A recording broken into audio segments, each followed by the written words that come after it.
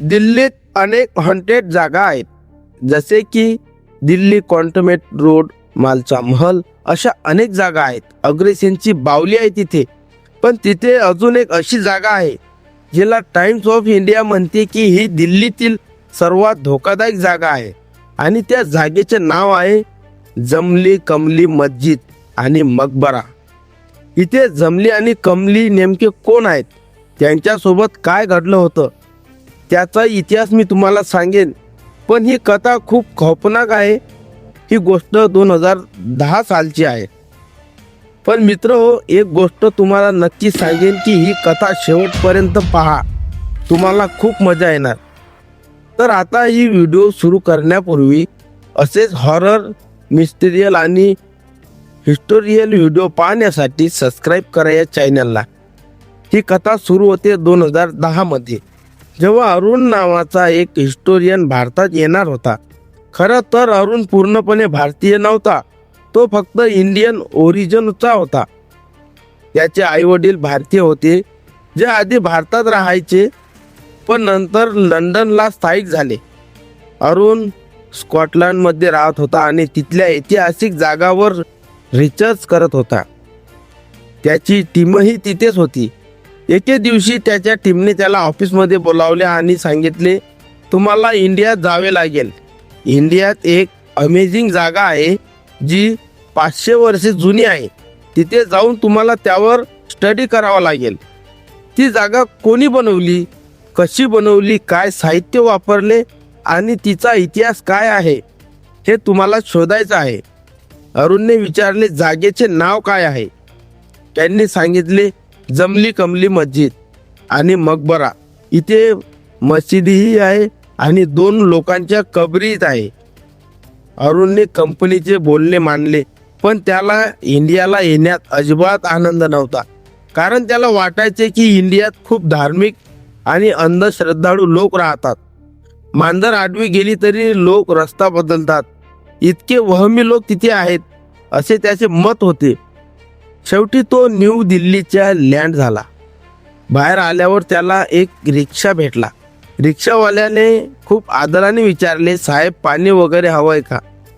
अरुणला हिंदी येत होतं, कारण त्याच्या घरी हिंदी बोलले जायचे. रिक्षावाल्याने विचारले, तुम्ही इथे नवीन आहात का?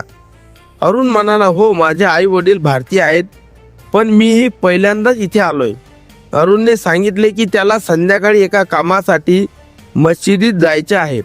हॉटेलवर पोहोचल्यावर अरुणने विचारले, संध्याकाळी 6 वाजता येशील का?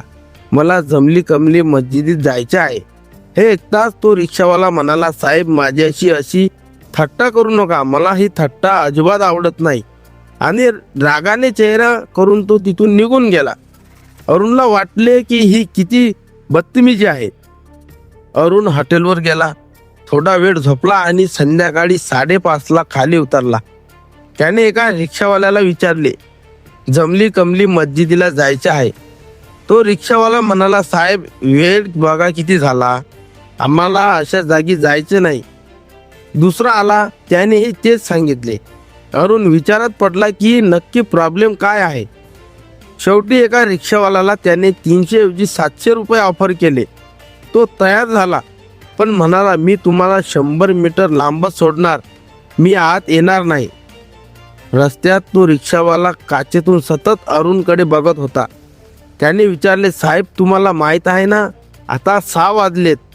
ASI वाले आता ती जागा बंद करतील. अरुण म्हणाला, माझ्याकडे गव्हर्नमेंटची परमिशन आहे, मी हिस्टोरियन आहे.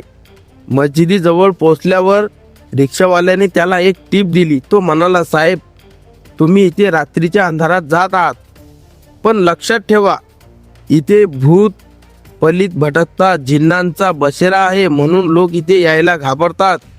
इथून कोणी जातो त्याच्या मागे काहीतरी लागते. अरुणने त्याला सुनावले, तुम्ही लोक म्हणूनच आयुष्यभर रिक्षा चालवणार, कारण तुम्ही या अंधश्रद्धेत अडकले आहात. अरुण आत गेला, वॉचमनला पेपर दाखवले. आत गेल्यावर त्याला अगरबत्तीचा सुगंध आला.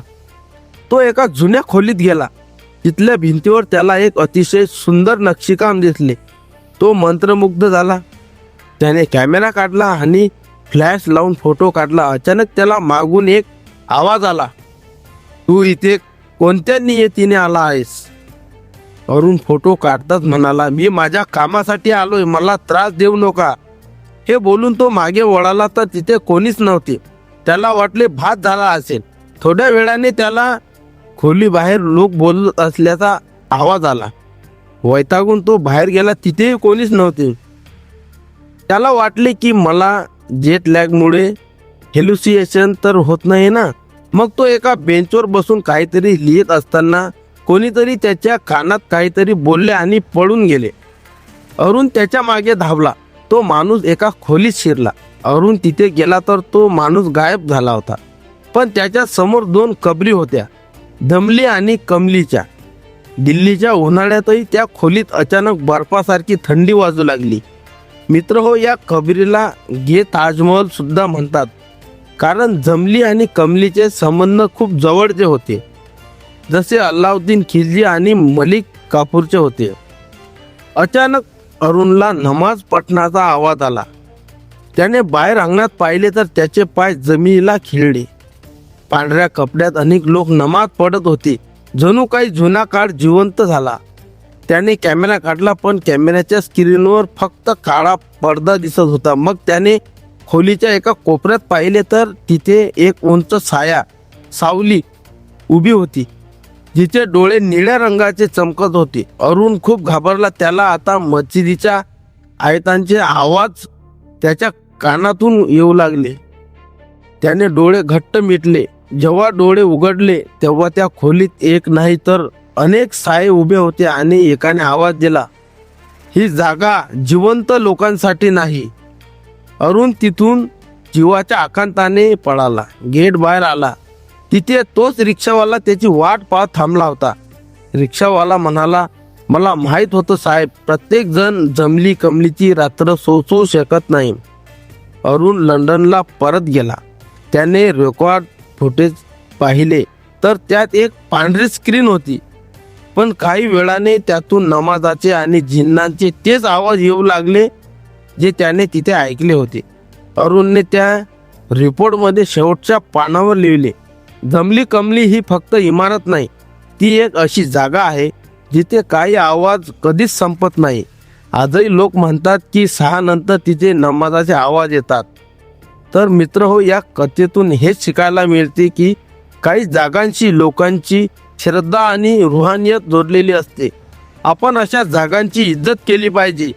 ते आपल्याला दिसत नाही याचा अर्थ असा नाही की ते तिथे नाहीत. जर तुम्हाला त्यांनी त्रास दिला तर ते तुमच्या समोर येतील, आणि जर ते समोर आले तर याचा अर्थ एकच, मृत्यू. भेटूया पुढच्या व्हिडिओमध्ये. जय हिंद, जय महाराष्ट्र.